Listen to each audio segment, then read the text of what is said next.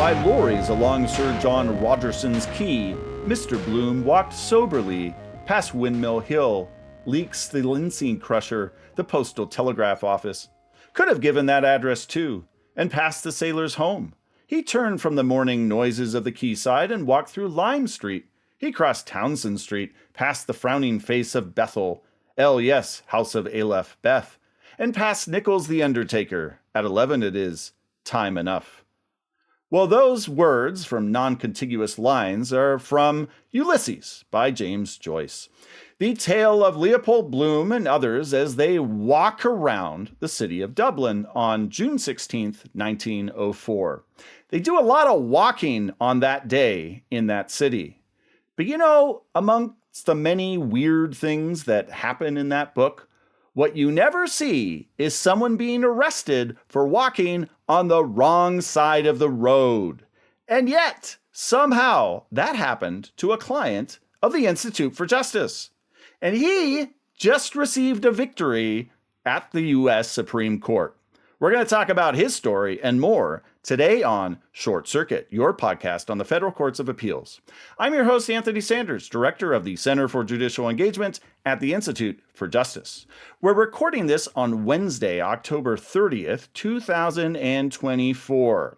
So we have this story that's originally out of the Eighth Circuit that the Institute for Justice is now handling, and that is going to be presented by the main lawyer on that case, Marie Miller. So Marie, she has hosted a Short Circuit before, but I don't think she's actually been a guest. So Marie, for the first time as a guest, welcome to Short Circuit. Thanks, Anthony. And Marie's going to be back in a moment with her case. But later in the show, we're going to hear from our permanent guest host, but guest today, Anya Bidwell, who has some shenanigans out of the 11th Circuit. So, Anya, how you doing? I'm doing well. I'm excited to be here with Marie. Yes, this is very exciting. Marie is, it's kind of a left coast episode today because Marie is in our Arizona office and Anya is even further out there in California. So we could finally schedule this recording at a decent hour. Yeah, we're working on that. You know, Californians, they just kind of have to get up early. I'm sorry. So Marie has this case that originally started in the middle of the country, flyover country in Missouri, not too far from where I live. And it was about a man minding his own business. And somehow later it ends up at the Supreme Court. So I'm going to let Marie tell his story in a moment. But first, we don't often do this on Short Circuit, but I want to read an entire opinion. And this is the opinion of his victory at the U.S. Supreme Court that was just granted a few weeks ago. Okay, here's the entire opinion. Petition granted, judgment vacated, and case remanded for further consideration in light of Gonzalez v. Trevino. And then I leave the citation out. Now, Gonzalez v. Trevino, that sounds kind of familiar. Marie? I wonder where I heard that. Yes. Marie, that was about 20 words I just read. I know you put a lot more work into this than just 20 words. So tell us what's going on. And by the way, just for the record, Marie was on Gonzalez too, at that counsel table at the Supreme Court. I was, but you were the lead on that, Anya, and so you're a huge part of this victory. 3 of the 20 words are involved and the entire basis for the GBR. So, but yes, thanks, Anthony. So this case does follow Gonzalez versus Trevino, which Anya is the expert on. But I'll try to add some with this case. So yes, Mason Murphy is our client in this case. We got this case after the Eighth Circuit decided the appeal before Gonzalez versus Trevino was decided. So Mason was walking on the side of a rural road in Missouri, a kind of a lake town. Only 500 residents, so a very rural place. And the road had a wide shoulder, no sidewalk, but a very wide dirt shoulder, and he was walking along it, minding his own business. He hadn't, he wasn't drunk. He didn't look like he was in trouble or anything. He wasn't a wanted fugitive, anything like that. Just walking on the side of the road, and a police officer saw him and stopped him. He pulled his police car up behind him and stopped him. And the police officer would later say, body camera footage shows that he did this because he didn't want Mason walking on his road, he calls it. I didn't want him walking on my road. Anyway, the officer stops Mason, and Mason starts questioning the officer. Why are you doing this? I haven't done anything wrong. The officer demands that Mason identify himself, provide his name, and Mason questions why. He said, what's your authority for that? I'm not wanted for anything. I haven't done anything wrong. And this exchange continues for about 9 minutes, where Mason is challenging the officer's authority. The officer continues to demand that Mason identify himself. Ultimately, the officer arrests Mason, puts him in the back of his patrol car, and drives him to the jail, where Mason spends about 2 hours before being released. Now, once the officer gets to the jail with Mason, he calls a superior officer who later became police chief, and he asks the officer, "What can I get him on? And what can I hold this guy on?" He admits that I didn't smell any alcohol. He didn't resist arrest. What can I hold him on? Jeez, what a hard question to answer. Yeah, so this officer didn't know, and the superior officer didn't either. The officer says, that's a tricky one. There's not really What do you anything. hold an innocent man on? Let's find something is essentially what they're saying. And the superior officer tells the junior officer, call the prosecuting attorney, see if he has any ideas. So it's obvious that this is not usually something that these officers do. They don't regularly arrest people for walking on the wrong side of the road. If they had, then they would know, we'll just hold him for walking on the wrong side of the road. But they don't realize that is a crime that they can base an arrest on. So it's really obvious on this body cam footage that it shows all of this, that the officers are not accustomed to arresting people for walking on the wrong side of the road. They couldn't identify that crime as a basis for Mason's arrest. So eventually, Mason sues the police officer, and it's for First Amendment retaliation. Now, his claim is one for a retaliatory arrest under Section 1983 for a First Amendment violation. So there's kind of a lot packed in there. I think I'll break it down. So you've got the First Amendment says Congress shall make no law abridging the freedom of speech. That protects against government retaliation for protected expressions of speech. And one form of retaliation, a really strong form of retaliation, is an arrest. So, let's say you drive to a public park and you start expressing your opinion on candidates for the election. You can't be arrested for that protected speech. If you're lawfully doing it, you can't be arrested for it. That's the First Amendment protects that activity.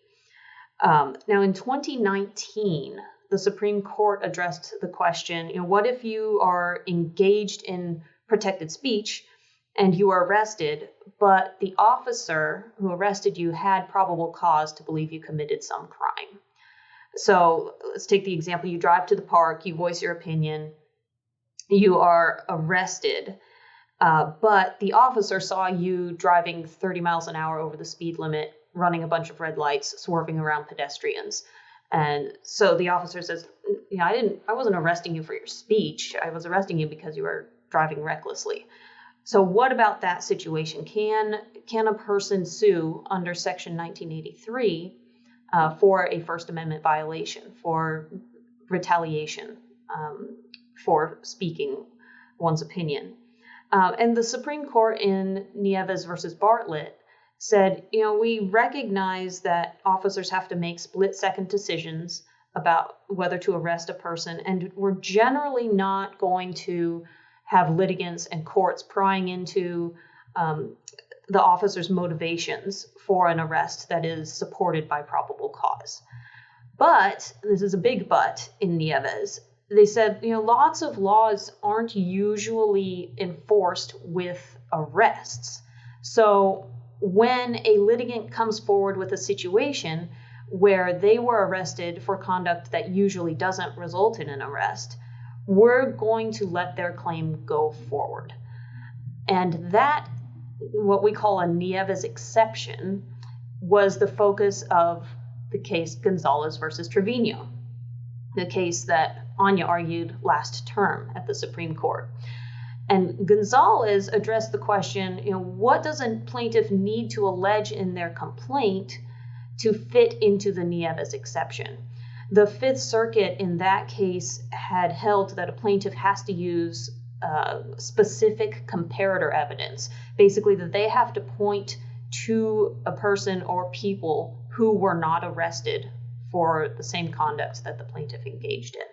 And the Supreme Court rejected that rule in the Fifth Circuit and held that the only limit on the kind of evidence that a plaintiff can present for purposes of the Nieves exception is that it must be objective. And that is that it has to go to whether similarly situated people would be arrested without engaging in the same conduct. Yeah, I think Alito is kind of helpful in explaining that, right? Where he says, like, evidence of bad blood is not going to cut it. Like, evidence of subjective motivations is not going to cut it. Like, oh, the mayor did not like Sylvia, he like looked at her funny. Like, that's not going to cut it. But if it is objective, if it is beyond state of mind, beyond allegations of bad blood, then that can come in. Right. It's not just about the officer's feelings and thoughts. It's, would other people be treated the same way if they didn't engage in the same kind of expressive conduct? That's what objective is. And that's the only limit on what kind of evidentiary allegations a person needs to make in their complaint. Now, coming to Mason's case, his complaint alleged a few things. First, he alleged that probable cause did exist, even though the officers hadn't identified walking on the wrong side of the road as a basis for his arrest at the time or hours later. He acknowledged in his complaint, yes, there is a statute that prohibits walking on the side of the road with traffic, with the direction of traffic. You're supposed to walk on the side where you're facing oncoming traffic. So I'm curious. I don't mean to go on a massive segue here, but is that like a law in all of Missouri and maybe other states too? I mean, you're always taught in grade school, walk against the traffic, it's safer, and of course use a sidewalk. But is that that's actually a law? This is a law that's been on the books for decades in Missouri, and it is a state law, a state statute. So it's not just a municipal ordinance. So is that any road without a sidewalk? It's not. I think so. I don't have the statute in front of me right now, but I thought it was any road that doesn't have a sidewalk. You walk facing oncoming traffic. Wow. Yeah, so this was a rural road. It wasn't something that you think about when, like a highway or something. Yeah. It's much more low-key than that. And it's still qualified. Yeah, there's an exception for when practicable, you need to do this. But he wasn't contesting in the complaint that he couldn't get to the other side of the road. I do think it gets to the heart of this whole issue that Justice Gorsuch just wrote a book about, right? Overruled, sure. Where you just have laws like this that criminalize the kind of conduct that people engage in on a daily basis. Sure, riding a bicycle on a sidewalk or... Yeah. Like one of the citations that Gorsuch puts in his book is on how 70% of adult Americans at some point of their life engaged in some sort of a felony offense. And of course, most of us don't even realize that. Yeah, I wonder how many laws I've broken each day. I mean, exactly. Just really try not to. I'm sure that law, this law we're talking about, if it's in other states, I've violated it hundreds of times. I grew up in a rural area. I didn't care too much what side of the road I was on. It's just whatever side kind of made sense at the time. Well, so that's the one of the things that he alleged in his complaint. He alleged probable cause exists. He acknowledged it, but he said, I'm entitled to the Nieves exception because, first of all, nobody in the county has ever been arrested for this crime, and second, look at the officers after the fact actions and as they scramble to try to come up with some basis for my arrest. We've got all this video camera footage from the body camera and from the video at the jail showing that these officers were trying to come up with a reason to hold Mason, and they were mightily struggling and ultimately failed at the time. They could not come up with this. And the Eighth Circuit panel majority did not consider those kinds of allegations in the complaint, either that nobody in the county had been arrested for the same kind of conduct or the officers' statements on video. And the panel also didn't seem to consider the video at all, probably because it included statements from the officers. And the panel majority was reasoning, the allegations about nobody being arrested, we just don't find those believable. We're going to draw on our own experience and common sense, and we just don't think that's right. I wonder what common sense these judges are thinking of, or if they've ever walked on a rural road. Well, yeah, and it also seems strange that they're disregarding the police officer's own experience in the video, which shows that this is not something they usually do. So they're substituting officers' experience, which there's evidence of, for their own. Only 2 out of 3 judges, though. One of the judges is like, oh, come on, Judge Gratz. Right. Judge Gratz dissented. And he says, look, the officer's difficulty in coming up with this offense is by itself objective evidence that they don't usually arrest for it. So there was that split decision. Rehearing en banc was denied, and also a split vote. We, with Mason, petitioned for cert, and at the time, Gonzalez was pending before the Supreme Court. I don't remember, Anya, if it was before or after the argument that we... After the argument. The petition was filed. I have the docket petition here. was filed over a month after the argument. After the argument. Yeah, It looks like May 8th? 10th. Yeah. And then, and the petition is saying...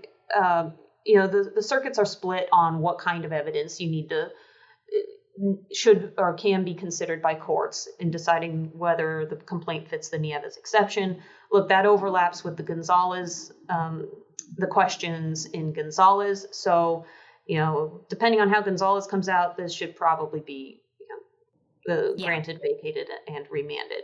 Then, sure enough, the court decides Gonzalez and says, look, the only limit is that the evidence needs to be objective. So then we filed a supplemental brief with the court saying, look, what you did in Gonzalez, it should grant, vacate, remand here because this basically decides all or a good portion of the questions here. And then we completed briefing there, and the court did indeed grant, vacate, and remand, giving the opinion that Anthony read. So now we go back to the Eighth Circuit for that court to try again in light of Gonzalez. And the way we see it, all of the evidence that Mason presented should be considered, all the objective evidence. You've got statements from the officers that show they're not just statements saying, I didn't like what this guy was saying, I didn't like his speech. It's showing that these officers don't arrest anyone else for this conduct. So the statements are objective, and the fact that nobody else in the county has been arrested for the same conduct is also objective evidence that this doesn't happen to other people. And the Supreme Court in Gonzalez specifically pointed out that that the likelihood of other people not being arrested for the conduct is high when you allege this hasn't happened to anyone else. And it's very similar, actually, that particular issue to Villarreal versus Alanis, which was another petition that involved an arrest of a citizen journalist that was filed with the Supreme Court by our friends at FIRE.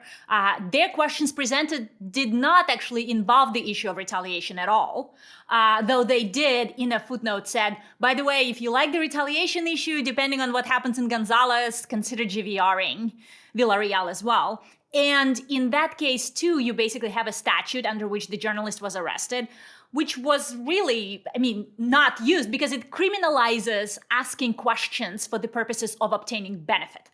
Asking questions of government officials for the purposes of obtaining benefit. And you can arrest journalists on a daily basis for doing that, right? And that's what Villarreal is saying too. She's saying, listen, people don't get arrested for this kind of conduct, even though there is this statute on the book that provides probable cause. And the Supreme Court, just like what it did with Mason versus Murphy, granted, vacated, and remanded specifically on the question of retaliation, specifically pursuing to Gonzalez, because I do think that the court finds that argument very attractive. And Fifth Circuit, some of the Fifth Circuit judges who dissented in the en banc opinion in Villarreal specifically pointed to how this was a clear case of retaliation and the citizen journalist should be allowed to proceed with their claims.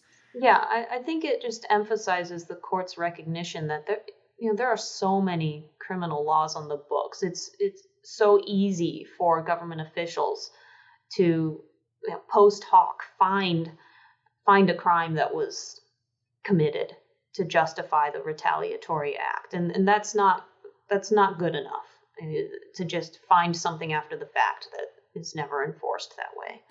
And it should be emphasized, of course, when you step back from all these cases, that all we're talking about is being able to get to the discovery phase of the case past your complaint about whether there was probable cause for this arrest or not. It doesn't mean you automatically win if you fit under this exception to probable cause. It just means you get to make a lawsuit out of it, which I think is kind of like qualified immunity. People forget that all we're really talking about is being able to go forward with your case and maybe win at the end. We're not talking about this one particular part of the doctrine, meaning you win your case. That's right. It's just, can we get past the first stage of, I filed the complaint, they filed a motion to dismiss. Can we get past that? That's what we're talking about here. One other small tale, it's kind of a short circuit inside baseball matter, is you said it was a petition for en banc at the Eighth Circuit, and there were some judges that dissented, but it seems they didn't write an opinion. They just kind of let it be known that they would grant the petition. Yes. And I know when someone petitions for en banc, one thing they're really hoping for, even though they don't think it'll go en banc, is these dissentals, as some people call them, a word I expressed dislike for on the podcast before, where a judge will kind of write your cert petition for you, and then you can use that as, hey, Judge so-and-so thinks that was terrible, and you guys should take this up, and please take my petition. But here the judge is dissented, but maybe they were busy, maybe, who knows, they didn't actually write the opinion, and yet perhaps the fact that they did that kind of sent a signal, or maybe with the Gonzalez case going out, it was, lost in the noise anyway. Do you care to speculate about that? I think Judge Gratz's dissent in the panel opinion was pretty strong. It was well-reasoned. It was pretty lengthy. So I think that would have raised the right concerns that the court, So those, by dissenting from the petition, they knew there was already this good dissent out there, and so it's probably not worth their time. I think that's probably right. They might have just agreed with Judge Gratz. I don't know, but right. There was a very strong dissent in the panel opinion. Well, we have some other opinions to talk about where there were a bunch of concurrences. I can draw a graph. Same, yeah. I think that'd be helpful on you. Maybe we could post that if you draw on some notebook paper, like a graph about all these opinions. Yeah. And so the lead opinion I think we're discussing is about Mr. Jeffrey Clark, who has been in the news the last few years. The Attorney General wannabe. Yes, he has some comrades who also have been at the 11th Circuit and now actually at the Supreme Court. So, and it's all about removing your case to federal court. So tell us what's up. Yes, I'm going to discuss 3 cases, but I promise you guys it's going to be very quick. It's going to be together because it's really involving one controversy.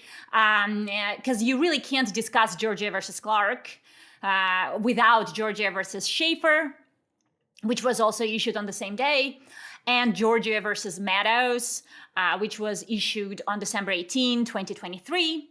Mark Meadows, the criminal defendant in this last case that I mentioned, and former White House chief of staff to former President Trump, is now being represented by Paul Clement, who petitioned for certiorari on his behalf based on that decision that was issued in December 18.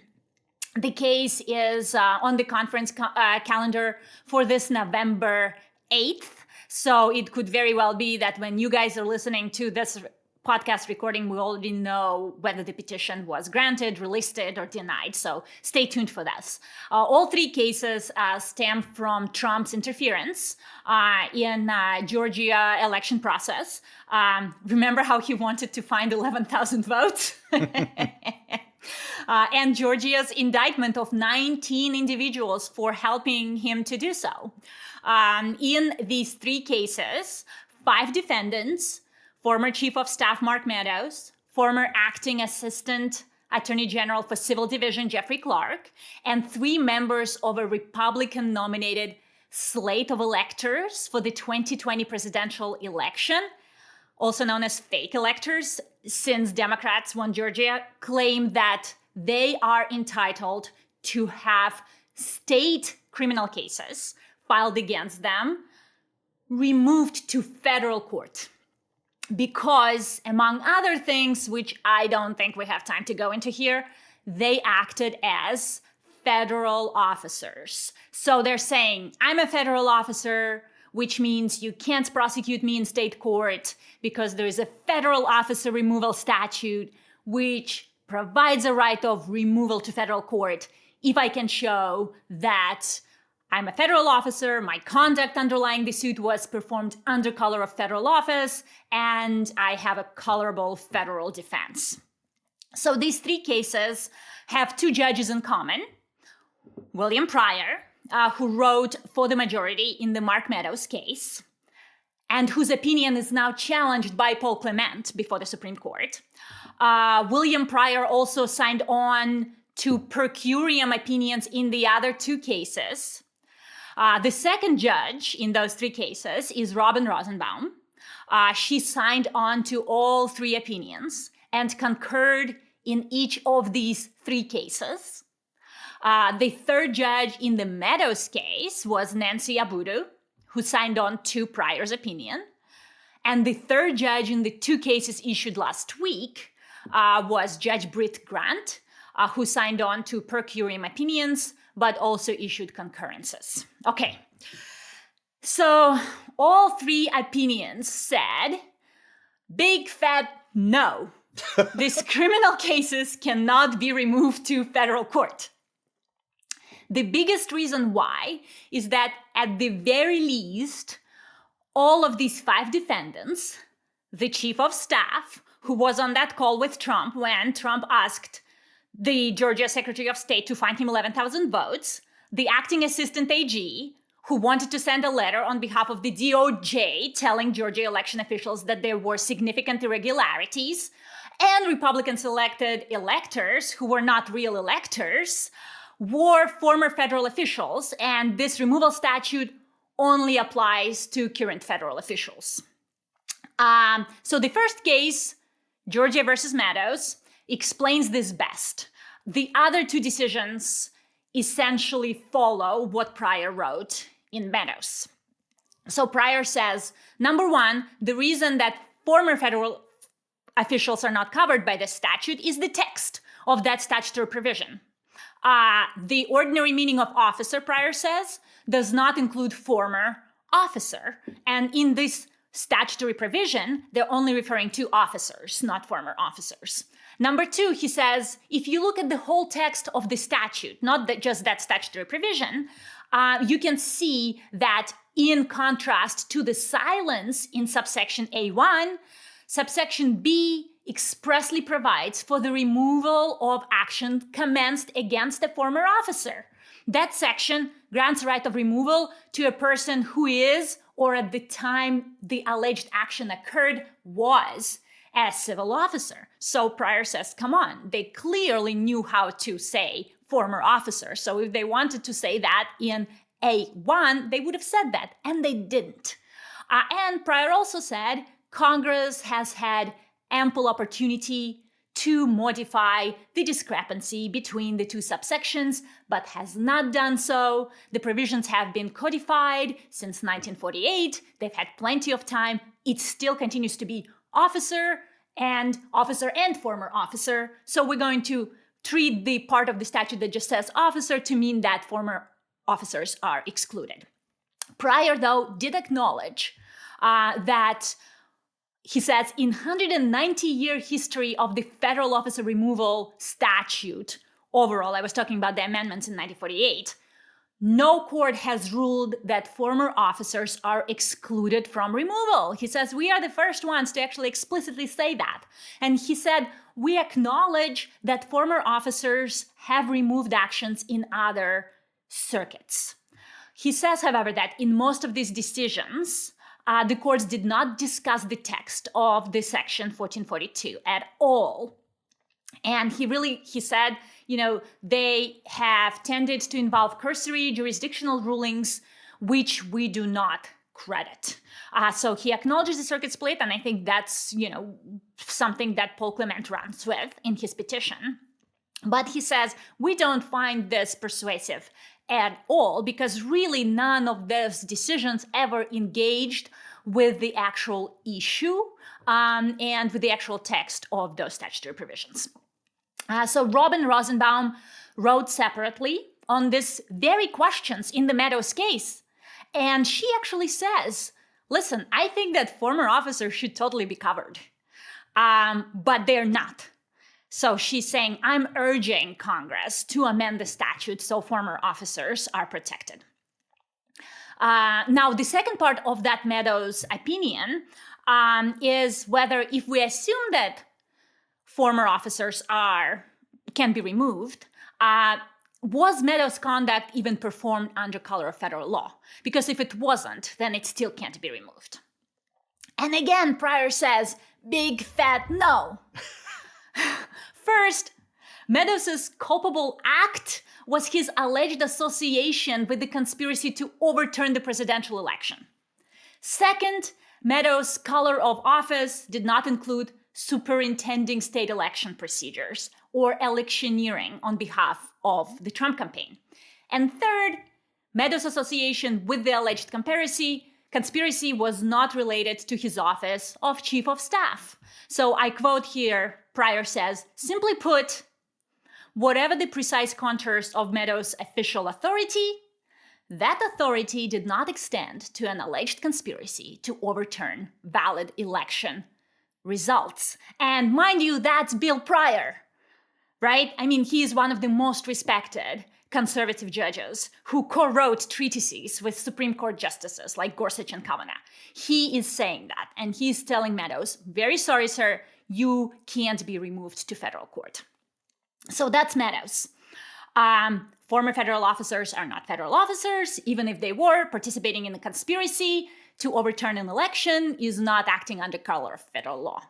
Then we have Georgia versus Clark, per curiam opinion. It did not reach that second question. It just said we follow Meadows on the former officer question, full stop, right?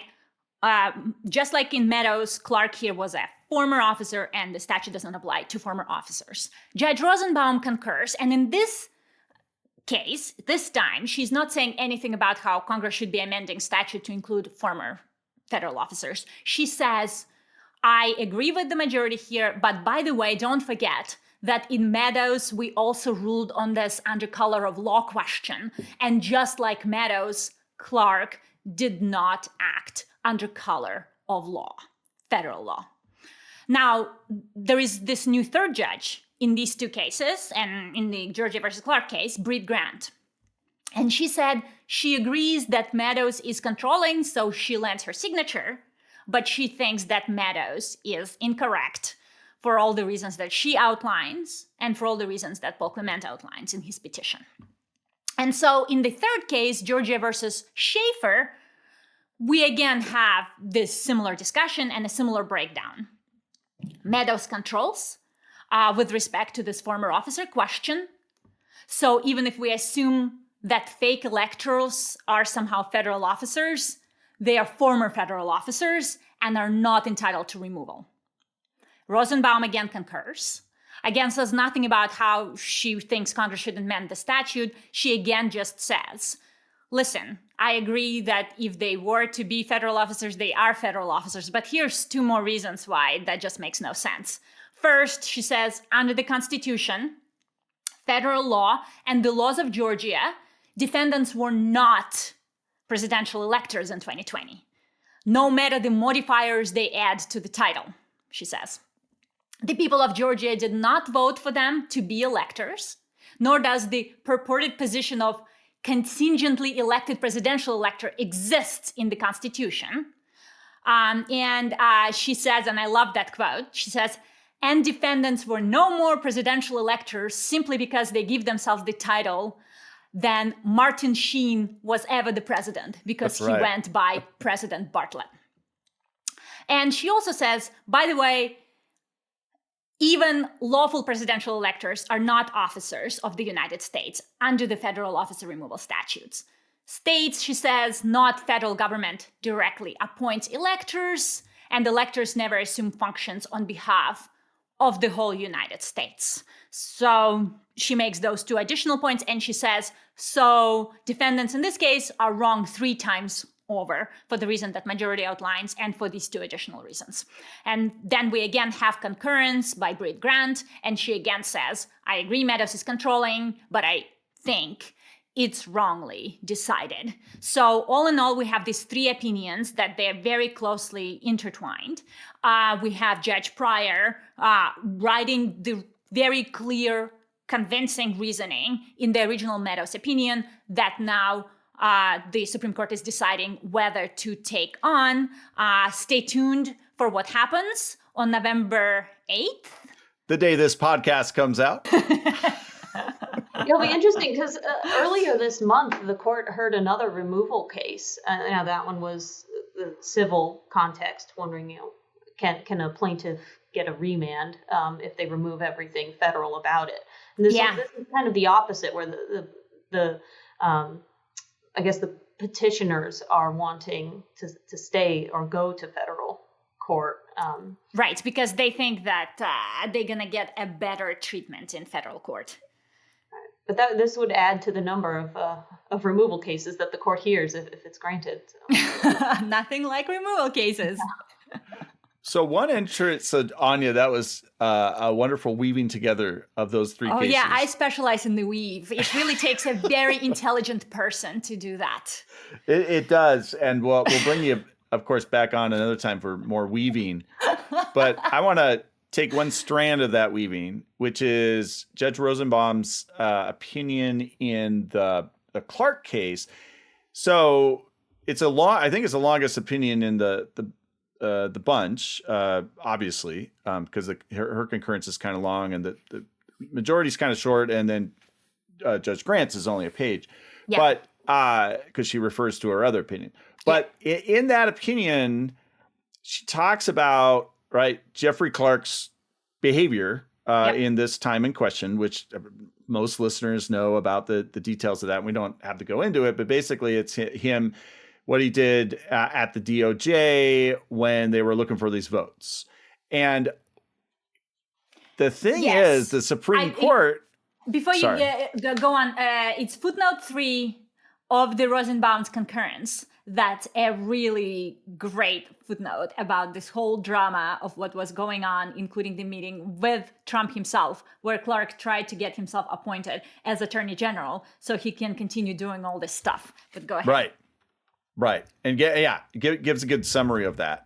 And what is interesting about that is I don't see in her opinion any citation to the Trump immunity opinion from last summer, where, of course, it wasn't about any immunity for Jeffrey Clark or anyone else other than the president himself. But in that opinion, they did say that Trump's conversations with Clark and others were under his shroud of immunity because they were core acts of the president. And so it's the flip side of that, right, is maybe core acts of you as a DOJ lawyer is talking with the president. And so that would somehow mean that this was an official behavior, even if, as she points out, if you look at the DOJ manual, you're not supposed to do this kind of stuff. Yes. So I wonder why she doesn't address that. It's interesting. The petition for certiorari in the Meadows case zeroes in on that and talks about that opinion. I think she sticks with the Meadows opinion that was written by Bill Pryor that specifically lays out why the chief of staff, who also was in conversations with President Trump, did not act under color of federal law.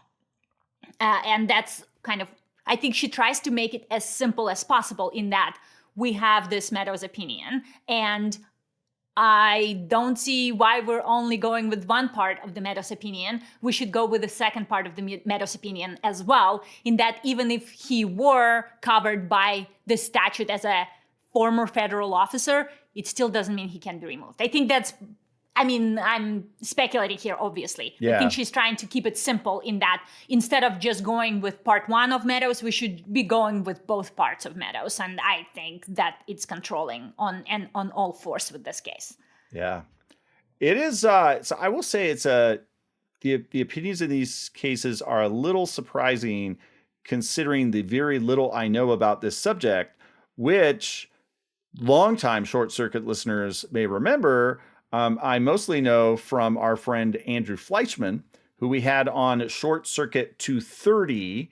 And Andrew, as some of you may know, is an Atlanta area attorney, and he's a criminal defense attorney and follows this stuff. And before these indictments and the whole Fani Willis, like big time grand jury stuff hit the news, when it was just rumors that this might be happening, he was not sounding the alarm, but just kind of reminding people, these cases could get removed to federal court. And people were like, what? That sounds insane. And I was one of them because I thought, how can you remove a state criminal prosecution to federal court? And it turns out there's this statute, as Andrew described on our show, that was enacted after the War of 1812, I think, because there would be prosecutions of random federal officials by state prosecutors. Yeah, and that's why it's a 190-year statute, right? Like Pryor says, in its entire history, this is the first time we actually get to talk about its meaning. And before now, I think because it goes along with the usual deference that the federal courts give to federal jurisdiction, or at least to federal officials who want to be in federal court, that it's been pretty loose. So you said a colorable claim is enough to get you into federal court if you're a federal official being prosecuted. I think colorable is pretty extensive in what it's been interpreted to cover. And because this is an area where, you can come up with your own reason why this might be a different case, but for whatever reason, it's been looked at a little more carefully. And so whether it's this former official reason or, that someone isn't actually acting as an official, even if they are currently an official, this has gone the other way. And so all of that highlights to me, even if it's just sorting out the case law, this is a very high likelihood one of these cases, maybe Meadows, maybe Clark, is going to get to the Supreme Court because the court wants to try to work this out. Yeah, I wonder if if they talk about color of federal law and kind of elaborate on what that means, how that could affect Section 1983 and the color of state law analysis that goes on there. It'll be interesting if they take this up and comment on that. How it could affect civil rights cases as well. Right. Agreed, because they are using that same language across so many various statutes. So it's going to be very telling. And if there is a silver lining of our crazy political time here, is that you actually get federal courts to weigh in on matters of federal jurisdiction that I guess they didn't have an opportunity to weigh in on before. So now we will have many more opinions. Whether you agree with them or disagree with them could be unfortunate. But you'll see what judges think about all these various phrases and, statutory provisions that impact civil rights and that impact criminal cases as well. Right. And it's probably important to point out too, in especially because these cases may actually be taken by the Supreme Court, that there are legitimate arguments why some of these cases do belong in federal court, right? You don't want some renegade just state prosecutor going after someone because they just don't want the federal government there. And federal court, you might get a fair shake. I mean, it's arguable here whether these people made the right move, right? Because in the actual state case has fallen apart for a long time, although it may be put back together because of reasons we don't need to go into, but because basically the prosecutor's office there doesn't have everything in order. And so whether a case goes to federal court or not doesn't necessarily mean justice isn't going to be served. It just means that the statute is being read this way instead of that way. So I'm just encouraging everyone not to freak out if one of these cases is taken by the Supreme Court. It's an important issue. It's an interesting issue, and you can make, depending on whether you're a prosecutor, a defense attorney, or a civil rights lawyer, or whatever, you can make arguments either way that these cases should be in federal court or shouldn't. And for like a good policy discussion on this, read Judge Rosenbaum's concurrence in the Meadows case, right? Because there she describes why she doesn't think it's a good idea for even federal officials not have this option to protect themselves from being subjected to litigation in state court. Right. And she doesn't think that judges can do anything about it because she thinks that the statute is pretty clear on that. But she tries to convince Congress to amend the statute because she just thinks it's a matter of good policy to protect federal officials in that way. And it seems to me the bigger worry, like from a civil liberties standpoint, is not former versus current officials. I mean, lots of former officials say get indemnity insurance to defend them in a lawsuit or whatever. That's not abnormal. It's the under color of law or the scope of your authority. So just because you have a badge doesn't mean anything you do is under the scope of your office. And we've had cases at IJ about that, about a sheriff who has absolutely no business doing what they're doing, but because they're a sheriff, they can put on the sheriff hat and then raise qualified immunity and all kinds of Marie knows one like or two things about it. And we litigated a case too involving a civil engineer who decided that he wanted to be a cop for a day and stop trucks, essentially in retaliation for a construction company causing him headaches in other circumstances. And, he was saying he was acting under color of state law within his discretionary authority. Therefore, he should get qualified immunity, even though at that time he was doing something that was completely outside of his job as a civil engineer. Yeah, and then you've got those cases where an officer is exercising both federal and state authority, and a lot of the courts have said if they are exercising even a drop of federal authority, there's no color of state law. Which of course we disagree with. So can the opposite be true too? if they're exercising a drop of state authority, does that mean there's no color of federal authority? Yeah. Well, all kinds of reasons to follow these cases and keep listening to Short Circuit. So thank you both for coming on, especially Marie, who has been quite busy with all kinds of things lately, including this case. And so thank you. Thank you to Anya. And thank you all for listening.